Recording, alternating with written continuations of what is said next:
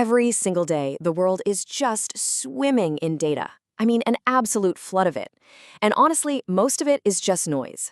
But if you look closely, you start to see these little signals, these threads, that weave together a story about where we're all headed.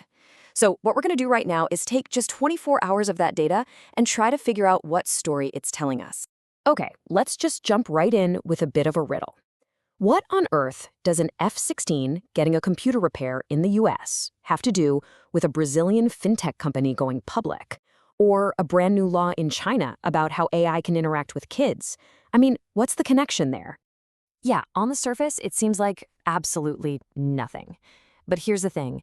These are not just random, disconnected events. They're actually really clear signals of how our global economy is moving and shaking. So in this explainer, we're going to follow these threads and connect those dots. All right, our first set of signals comes from, well, one of the biggest economic movers and shakers on the planet, government spending. Let's follow the money. And right away, this slide shows a really fascinating split between two major allies. You've got the UK, and they're pouring public money into the digital future. We're talking tech upgrades, AI, and just making their systems stronger. But then you look over at the US, and it's all about the physical world, beefing up the military, building massive infrastructure, and funding some serious scientific R&D. And this isn't some abstract idea, right? Digital modernization in the UK means real stuff. It's contracts going out to AI learning providers, it's huge IT hardware buys, it's even new ultrasound scanners for the National Health Service. Heck, it even trickles down to things like resurfacing local roads. And the spending in the US, it is just as real. On the defense side, you see contracts for things like repairing the computer systems on an F-16, super critical stuff. Then on the civilian side, you've got this big push for federal construction projects and, major investment into cutting-edge science at the FDA. It's this interesting mix of keeping the country ready and pushing development forward. Okay, let's pivot. While the big established governments are spending, something else is happening. We're seeing key emerging markets making some really bold financial moves. And these moves, they're signaling a whole new level of economic maturity. This table lays it out perfectly. Look at Brazil. You've got the fintech company PicPay filing for US IPO. That's an initial public offering, basically when a private company decides to sell its shares to the public for the first time. Huge deal. That in Nigeria, you see the fintech giant Flutterwave buying up a competitor, a classic sign that a market is growing up and consolidating. And it doesn't stop there. Kenya's public pension fund is getting into real estate development, and India has this super active pipeline of new companies going public. The energy is just undeniable. And the scale we're talking about here is just, wow. This number, $300 million. That's how much a single bank in Nigeria, EcoBank, paid back on some bonds, early.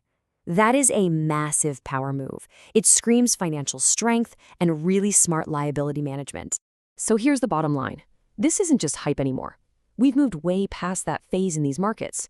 What we're seeing now is the real nuts and bolts of a mature financial system. Strategic consolidation, smart debt management, and actual tangible money, liquidity, moving through the system. All right, for our final piece of the puzzle, let's look at this intersection of tech, policy, and global power. Because there's this really fascinating tension playing out all over the world right now. So on one hand, you have this massive, full steam ahead push for technological dominance. Take China, for example. They're signaling something like a $10 billion investment into really strategic areas. Think computer chips, AI, aviation. But then, at the exact same time, you see the other side of the coin, the heavy hand of regulation. China is also cracking down with new rules to protect kids from AI firms, tightening the leash and making sure they're in control. It's like they're hitting the accelerator and the brakes at the same time. This whole push and pull has a name, AI governance. And really, it's just the rule book that governments everywhere are scrambling to write, often on the fly, trying to figure out how to manage the incredible power of artificial intelligence. And this is not just a China story, not at all. We're seeing other countries hardening their systems, so to speak. South Korea is building these official cybersecurity centers just for its financial sector. India's busy with antitrust investigations and dealing with cyber attacks. And over in France, the media is just dominated by stories about data breaches and cyber risks. Okay, so we've looked at government procurement, we've seen what's happening in emerging market finance, and we've touched on this global tension around technology. The big question is, What does it all mean? How does it all connect? Well, like we said at the beginning, these are not just random bits of news. They're absolutely pieces of a puzzle. And when you finally click them all into place, they reveal three huge patterns that are shaping our world right now. Let's really break these down because this is the core of it. First, governments are spending a lot. And that's creating real long-term demand for companies in digital services, defense, and infrastructure. Second, AI is in this global push-pull phase. You've got massive investment on one side and a huge push for regulation and control on the other.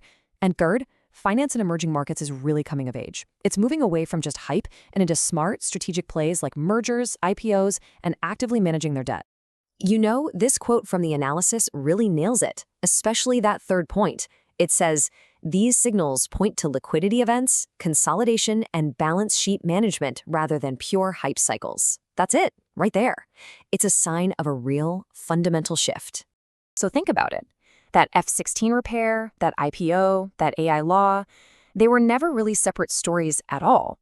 They were all just different threads in the same big global narrative.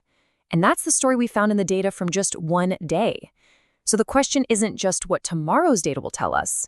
The real question is, are you listening?